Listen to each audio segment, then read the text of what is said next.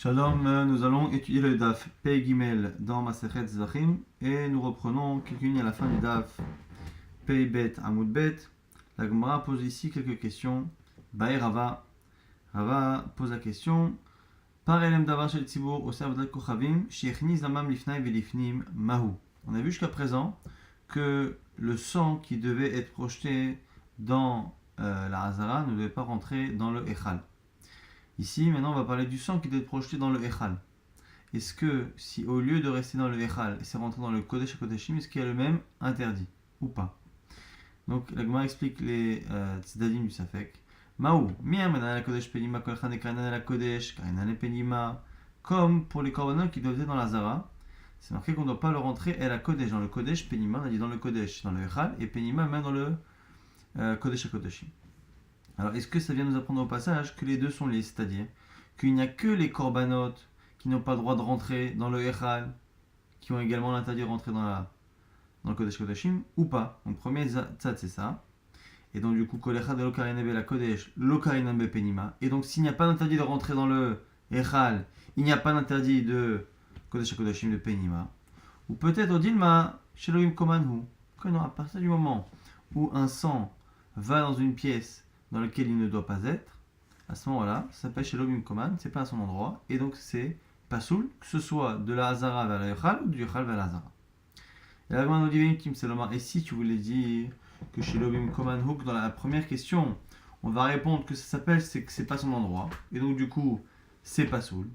Maintenant, une autre question. Par Vesay Shem Kippurim, chez Izam Midaman Alabadim, Veotzian, Veichnisan, Mahou. Maintenant, lorsqu'on a le sang des parts et des salles de Yom Kippourim qui est rentré dans le Kodesh HaKodeshim, donc lui il rentre dans le Kodesh HaKodeshim et il ressort, est-ce que, une fois qu'il a fait son travail dans le Kodesh HaKodeshim, il ne doit pas normalement y rentrer?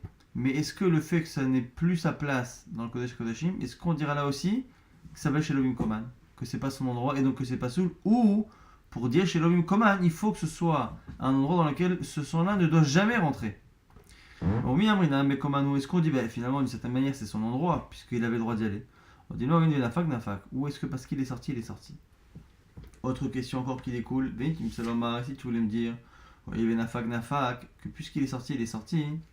Ils avidaman à la parochet dans le cas où il a pris le sang du sahir et il l'a projeté sur la parochet, sur le rideau. Donc dans la partie du echal qui est proche du Kodesh HaKodeshim. Dans ce echal là, il y a plus ou moins deux parties. Il y a la partie qui est entre le Mizbeach et la Parochet, donc la partie qui est le plus proche du Kodesh Kodashim, et de l'autre côté, la partie entre le Mizbeach et la sortie ou l'entrée du Echal vers la Hazara. Et là, ici, cette personne-là s'est mise entre le Mizbeach et la Parochet pour faire la projection. Et après, il s'écarte de cet endroit pour aller de l'autre côté du Mizbeach vers la sortie, toujours dans le Echal. Et après, il retourne vers la Parochet. Est-ce que là on dit que c'est dans une même pièce, c'est toujours dans le Echal, il n'y a pas deux pièces différentes? Autrement peut-être, Yetzia Karinale, peut-être que ça s'appelle une Yetzia, une sortie même dans cette même pièce entre les deux parties entre le Mizbach et la Parochet, entre le Mizbach et la sortie. La Gemara dit Teikou, il n'y a pas de réponse à ces questions-là. Nichnas lechaper. On reprend, donc dans la Mishnah, on avait dit que on avait une marloquette. Tanaïm. Est-ce que l'interdit de rentrer le sang dans le Echal, c'était le fait simplement d'y rentrer, sans même faire de kapara, ou est-ce qu'il fallait une kapara? L'Agmara ici va nous rapporter une braïta avec la marloquette. Tanya, Rabbi Eliezer Omer, Rabbi Eliezer nous dit, Neymar kan, lechaper bakodesh, venemal alan, bechol adam lo yeh be'ol moed, be'o lechaper bakodesh. Alors, on nous dit quoi? Au sujet justement du sang qui n'a pas le droit de rentrer dans le Oel Moed, c'est marqué là-bas, bechol chatat, tout le sang de chatat. Tout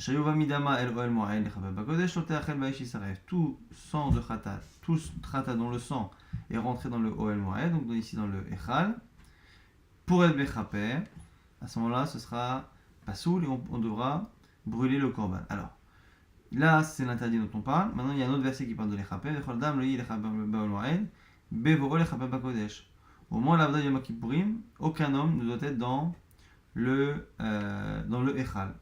Mais là-bas, donc c'est la même expression l'echaper, et l'echaper bakodesh d'ailleurs, et là-bas c'est une présence qui est interdite. Et donc on dira que là aussi, c'est la présence du sang qui pose un problème. Malalan shelo kiper, afkan beshelo kiper. De la même manière que dans le problème de Yom Kippourim, c'était la présence d'un homme qui était simplement interdite, là aussi c'est la présence du sang dans le Echal qui pose problème.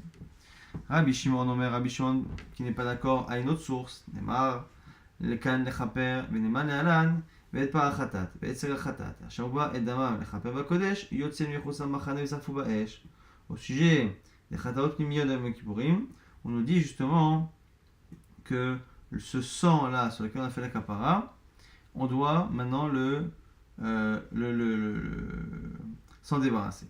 Malalan Beshekiper, Arkan Beshekiper. Et là-bas, quand on parle de kapara, on parle vraiment d'un cas où il y a eu vraiment Netinat Tadam. Et donc du coup, si on compare, là-bas c'est un korban, chez nous aussi, là-bas il y a du sang, chez nous il y a du sang, et là-bas on dira qu'il y a eu un problème de sang qui n'a pas été au bon endroit, mais sur lequel il y a eu kapara. Et donc du coup, c'est ça la marloquette Rabbi Shimon et Rabbi Eliezer. La Gemara dit, mais mec a mis flagué. Dans le fond, puisqu'il y a deux sources, pourquoi l'un a pris l'une et pas l'autre? Alors la Gemara nous dit, Mars avadanin chutz mi chutz, ve'en nadim danim chutz mi bifnim. Le premier avis dit qu'on ne peut pas comparer l'histoire là-bas des chatot pnimiyot, parce que là-bas, c'est un problème de sang qui est sorti, là ici, chez nous, c'est un sang qui est rentré, c'est pas la même halakha. Alors que dans le cas là-bas de Rabbi Eliezer, effectivement, c'est soit la présence d'un homme, le jour de Kippour, dans le Echal, qui est interdite, et chez nous, c'est la présence du sang des chatot chitzonot dans le Echal. Donc du coup, ça se ressemble, parce que les deux parlent la même chose. Alors, Omar, ça va Danim Behema mi Behema, Danim Behema mi Adam. Et l'autre, pourquoi il n'est pas d'accord? Parce que il dit que Rabbi Eliezer a choisi de comparer deux halachot qui ne se ressemblent pas. Une fois, c'est un homme qui n'a pas le droit d'être dans le Echal, et dans l'autre cas, c'est le sang d'un animal qui a été sacrifié. Alors qu'au moins, dans la référence de Rabbi Shimon, on parle à chaque fois de korbanot et de sang de korbanot. Maintenant, à la fin de la Mishnah, Rabbi Yehuda avait dit que s'il est rentré dans le Echal Beshogeg, c'est caché. Rabbi Yehuda Omer, im nichnis shogeg kacher. La Gemara se pose la question.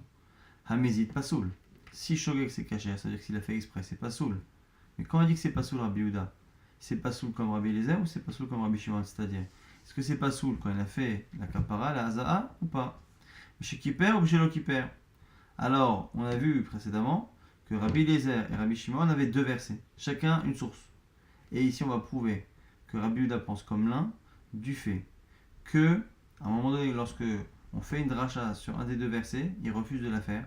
On nous dit c'est sûrement parce qu'il voulait garder cette dracha pour faire la même dracha qu'un des deux Tanaïm qu'on a cité. Amar bien bien mashma shlema ve'et pa'achatat ve'ser achatat shorva adama lechaper bakodesh matamul umar ve'asoref.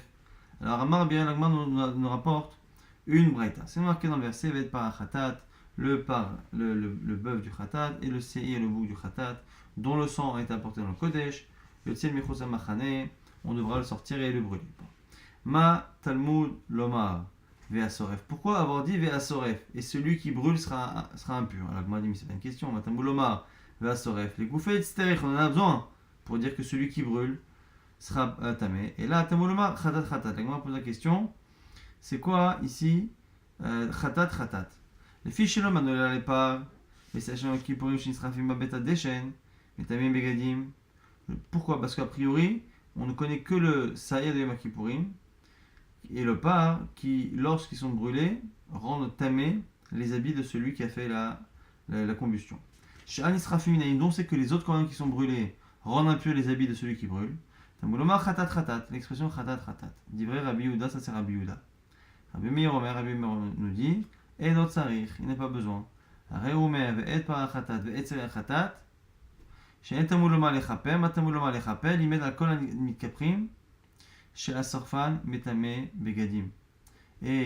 ici, on nous dit que selon Rabbi Meir, on n'a pas besoin de cela. Il y a l'expression lechaper qui vient d'apprendre que tous les korbanot qui sont brûlés rendent impurs les habits de la personne. Donc ici, on a une marloquette Rabbi Yehuda, Rabbi Meir sur la source. Quelle est la source finalement qui nous apprend que les autres sacrifices rendent impur également celui qui les brûle, quand on parle ici encore une fois des Nisrafim. Alors, pour Rabbi Meir, c'est l'expression lechaper, et on voit que Rabbi Yehuda ne dit pas ça. Rabbi Yehuda dit c'est khatat khatat. Alors pourquoi Rabbi Yehuda ne dit pas lechaper? Alors on nous dit c'est sûrement parce que justement, il voulait apprendre, faire la dracha comme Rabbi Shimon, et comme Rabbi Shimon a dit les chapel, c'est pour ça qu'il n'a pas pu faire cette dracha ici. Rabbi Uda, les chapel au mashmale, pourquoi il n'a pas déduit ici comme Rabbi Meir de le chapel? Maïtama, quelle est la raison? La Mishou Nimi Bayale, l'exercice, n'est-ce pas que c'est parce qu'il voulait l'utiliser pour une Xerashava, et donc a priori, Rabbi Uda penserait plutôt comme Rabbi Shimon, même si en réalité, dans les mots de la Mishnah, on n'en a pas du tout la moindre preuve. Donc on a ici terminé le Perek Azvachim Shinit Arvu, Adran Alach, Kol Azvachim Shinit Arvu. On va une nouvelle Mishnah ici, qui nous apprend un klal. Mizbeach Mekadesh et Tara Oilo.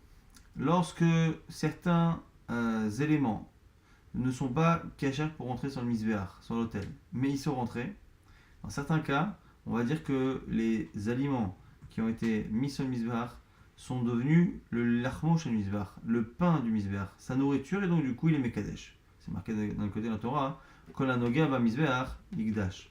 Tout ce qui touche le Mizbeach sera sanctifié. On verra que c'est pas exactement tout, et justement, c'est lié à une marloquette Tanaïm. Première marloquette qu'on a ici entre Rabbi Ushua et Chachamim, c'est ce qu'il n'y a que ce qui brûle, ce qui doit être brûlé sur le Mizbeach, ou est-ce que tout ce qui peut monter sur le Mizbeach? Alors Rabbi Ushua Omer, Kol ha'oelaishim imala lo yered, lui dit Rabbi Ushua, tout ce qui est apte à brûler, à être sur le feu du Mizbeach. Ça, si c'est monté sur le Mizbeach, ça ne descendra pas. Shnema hi ha'ola al mogda. C'est marqué là-bas justement. Hi ha'ola, c'est le ola al mogda. Et le fait de dire justement, c'est le ola qui est mogda, justement qui est brûlé. Ma'ola she'oya laishim, imalta lotered, af kol she'oya laishim, imalta lotered. Donc là, il faut que ce soit comme le ola, quelque chose qui soit brûlé. Dès que c'est brûlé, ça s'appelle quelque chose qui ne descend pas du Mizbeach. Sinon, non.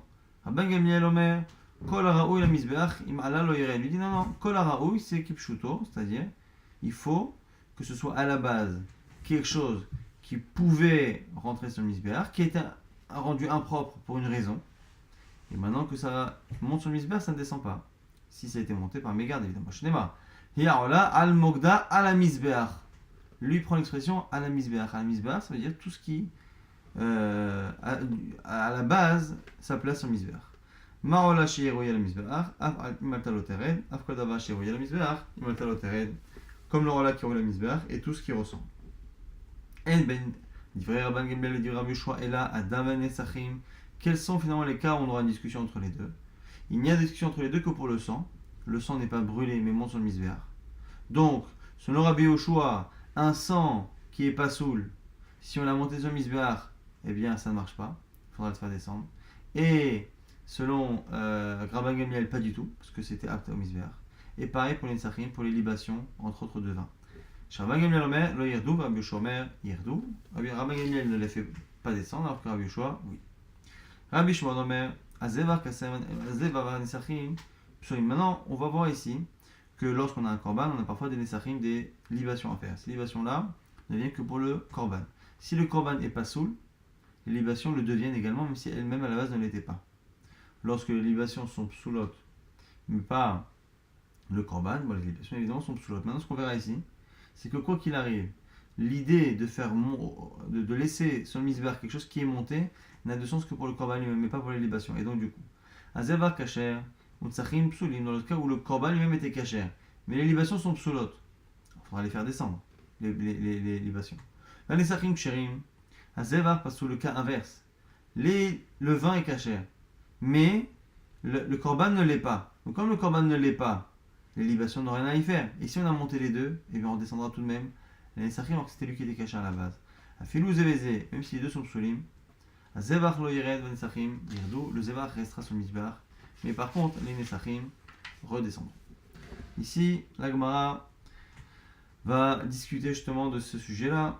Raoui lo in, et raoui lo lo. On voit ici que c'est ce qui est apte au Mizbeach qui peut monter et pas ce qui n'est pas apte. Alors, c'est quoi quelque chose qui est apte? Parce que dans tous les cas, c'est pas complètement apte, puisqu'on a vu que à la base, on ne devrait pas le monter. Il y a un psoul. Donc, qu'est-ce que ça vient exclure à la base? Quelque chose qui ne serait même pas apte. Alors, la grande nous dit les maotémaï, qu'est-ce que ça vient exclure? Ma papa, les maoté kumatim chez l'okichu bekli. les menachot, lorsqu'on faisait les corbanos menachot avec de la farine, on faisait une kmitza avec la main. D'abord on mettait dans un keli, après on prenait à la main. Et après, une fois qu'on avait pris à la main la poignée, il fallait faire le kiddush, sanctifier cette kmitza dans un clé charrette. Et si on ne le fait pas, c'est pas apte encore au misbéach. Et c'est ça qui vient être exclu par la Mishnah. Matkif l'on objecte, Ravina, c'est Ravina qui objecte. Maishna, miderula. Quelle différence avec une halakha de roula? Damar roula roula di imori kadashim. Kalim she'elan lifnei zrikad daman lo yadou. Nasu lachmo shel misbéach. Les imurim, donc les entrailles de Kodashim Kalim, qui sont montées avant la projection du sang, on n'aurait pas dû le faire, mais l'Oyadou ça ne descendra pas. Pourquoi est-ce que c'est l'Achmosh le Misbéach? Ça s'appelle le pain du Misbéach. Alors là aussi c'est pareil, c'est pas raoui encore. Pourquoi on fait une différence? La Gemara dit Anach lo mechasru ma'ase begoufayu, ane mechasru ma'ase begoufayu. Une distinction pourquoi? Donc à la base des imurim, c'est vrai que ces imurim là n'étaient pas encore réouïm, aptes à monter sur le Misbéach. Mais pourquoi on appelle ça tout de même raoui? C'est que ce qui leur manque pour pouvoir monter sur le misbéach, c'est une action qui ne les concerne pas directement physiquement. C'est-à-dire le fait de projeter le sang. Si je projette le sang, je peux monter les khatrila, les morim, sinon je ne peux pas les monter. Et donc d'une certaine manière, ils sont raoui, puisque à eux, il ne manque rien. Par contre, dans le cas de la kmitza elle-même nécessitait que l'on fasse après un maasé de kiddush sur la kmitza elle-même. Et donc elle n'est pas raoui. Rabbi Yoshua Omer, quand la raoui la ishim vechoulé, on reprend la marloquette. Est-ce que c'est ce qui peut être brûlé, qui ne redescend pas, ou est-ce que c'est tout ce qui est raoui la misbéach? Alors la Gemara se pose la question, est-ce que chacun on a dit à inverser? Rabbi Yoshua dit c'est hi'a ola al mogda, et l'autre il dit à la misbéach. Alors la Gemara nous dit, mais Rabban Gamliel active ola al mogda. Alors Rabban Gamliel il fait quoi d'expression ola al mogda? La Gemara nous dit ou les adoré pour imboudata. C'est pour apprendre que si il y a des membres du korban, de la viande, qui a été projetée, qui est tombée du misbéach, on la remet. Alors du coup, l'autre avis, Rabbi Yoshua, d'où il apprend cette halakha? Nafkale machar tochala esh. De l'expression machar tochala esh. Ah, et l'autre? Pour nous apprendre qu'il n'y a que ce qui tombe du rolat du machazir, mais pas ce qui tombe de la kétoret. Ve'ata marzer écoulé kétoret détané. Rabbi Chaina, bar Manyomi, bar Rabbi Eliezer ben Yaakov. Comme c'est marqué là-bas, machar tochala esh et tarola la misbeach. C'est marqué là-bas, qui est mangé qui est consommé par le feu, et tarola la misbeach. Écoulé rolat machazir, ve'ata machazir. Écoulé kétoret, tu ne ramènes pas la kétoret. Ve'idar. Et l'autre, comment il l'apprend? La mimele shmatamina des couleurs là, madrinal, on l'apprend mimele naturellement du sens premier du verset. Ça c'est pour l'avis de Rabban Gamliel sur le verset que Rabbi Yoshua a utilisé. Maintenant on va faire l'inverse, c'est-à-dire Rabban Gamliel omer kol raoui. Pourquoi? Parce que c'est marqué à la misbeach. Que fait Rabbi Yoshua de à la misbeach? Mais Rabbi Yoshua on a mis actif misbeach. Lui aussi c'est marqué misbeach. Ami baile maikama achamana kol raoui le mogda mekadesh misbeach. L'agma nous dit ici. Quelle est la chose qu'apprend Rabbi Yoshua de cette chose-là? C'est pourquoi la Torah, justement, Maïka Amar, pourquoi la Torah a dit que les Kadashim qui sont montés ne montent pas? Kol Raoui les Mogda, Mekadesh, Misbeach. C'est pour nous montrer que c'est le Misbeach qui est Mekadesh, tout ce qui peut finalement monter dessus. Veidar Misbeach Chayin active, l'autre il dit on l'apprend d'un autre Misbeach. Veidar Chadecha Daïtala Shat Kosher, Vechadecha de Loïtalo. Sha'at kosher. Alors pourquoi on a besoin de deux versets pour Rabbi Yoshua? Pourquoi? Parce que finalement, on a besoin d'un pour quelque chose qui a eu à un moment donné une possibilité d'être caché, et un qui n'a même pas eu de possibilité d'être caché. Veidach elo dira kevan epsulim minhu, Rabbi Noah achamana loshna haïtalo sha'at kosher, loshna lo haïtalo sha'at kosher. Alors que selon lui, on n'a pas besoin de deux versets de misbéach. Pourquoi? Parce qu'à partir du moment où on dit que les psulim qui sont montés ne redescendent pas, ça ne change pas qu'il ait eu à un moment donné, un moment où il était caché, ou pas caché. Donc c'est pour ça qu'on a une marloquette. Est-ce qu'on a un misbéach qui est de libre? Le mot misbéach qui est marqué deux fois. Est-ce qu'il est libre? Parce que du misbéach qui est marqué une fois, je peux apprendre que tous les psulim qui ont été cachés ou pas cachés ne redescendent pas. Donc si il y en a un qui est libre, je peux l'utiliser effectivement pour la dracha que propose Rabban Gamliel. Sinon pour les autres, non, il en faut deux. Maintenant Rabbi Shimon Omer, Azevar Kacher, on avait dit sur le Rabbi Shimon, c'est toujours le Rola qui va rester, mais jamais l'élévation. Tanya Rabbi Shimon Omer, Rola, Ma'ola ba'a bigla asma, av kol aba'im bigla asma, pareil.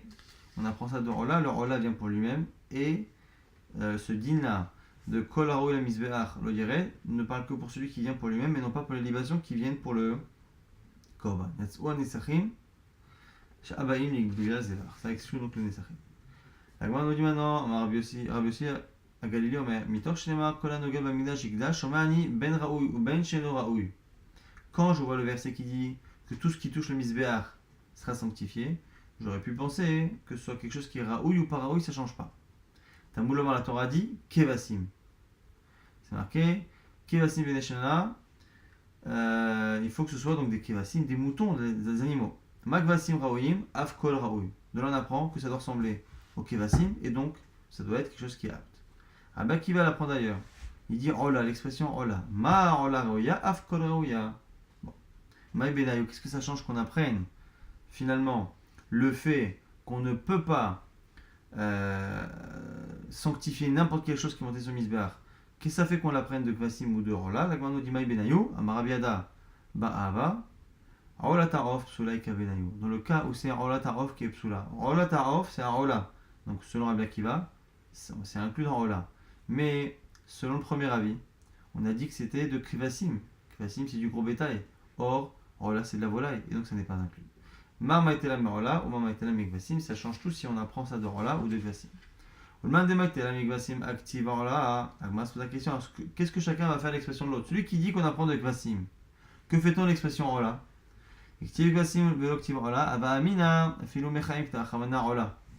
Agma dit pourquoi? Parce que si on n'est pas à dire Ola, j'aurais pensé que même les animaux vivants, quand ils sont montés sur Misbéach, eh bien, ont un statut particulier, il faut les shriter et les amener en korban. Kamash Balan, que c'est que lorsqu'ils sont morts. Ou le mandema était la mère Ola active Kvasim. Maintenant, celui qui apprend de Ola, que fait-il de l'expression Kvasim? L'Agma nous explique Iktiv Ola, Beloktiv Kvasim. Si j'avais dit qu'Ola et pas Kvasim, Avamina, j'aurais dit Afilou Mincha. Même les korban Mincha. Katavra Chamana, Kevasim, pour nous exclure le korban Mincha. Très bien. Donc korban Mincha est exclu, mais exclu ici complètement. Pourquoi? Parce qu'il ne fait pas partie des animaux. Et donc on voit ici que comme on exclut ce qui n'est pas un animal, à la limite même la volaille c'est pas évident, c'est une marloquette. Donc il y en a qui vont dire que c'est que le gros bétail, d'autres qui vont inclure leur Ola Tarof, mais quand il a Mincha c'est sûr que non. Or nous on a vu dans la Mishnah, selon le Tanaïm, le Korban Mincha n'était exclu de Kol Raoui Mekadesh que si la Mincha, la Kmitza n'était pas sanctifiée dans un Keli. Mais pas parce que c'est Mincha. Or ici c'est exclu parce que c'est Mincha. Donc la Gemara nous dit Papa, Kamasim Shekichu Bekli Kabenayo, ça fait une marloquette. La Gemara pose la question Maïka Benayo, Anetanae et Anetanae des Matinitim. Quelle est la différence entre ces deux Tanaïm là, Rabbi Yossi Galili et Rabbi Akiva et ceux de notre Mishnah? La Gemara nous dit Papa, Kamasim Shekichu Bekli Kabenayo. Des korbanot de Mincha, des kmatim, des poignées de farine, qui eux ont été sanctifiés. Les Tanaï Didan lo yerdou, selon notre Tanaïm de la Mishnah, on ne les redescendra pas parce que c'était Nigdash Bekli et que c'est que si c'est pas Nigdash Bekli que c'est pas Raoui, alors que les Tanaï des Matnitin Yerdou, alors que selon les Tanaïm qu'on vient de citer de Matnita de la Braïta, de la Braïta, on a vu ici qu'à partir du moment où on n'est pas dans Kvasim ou dans Ola, on n'est pas dans des animaux, Mincha est complètement exclu ou on la prend d'expression Kokaïv Kevasim.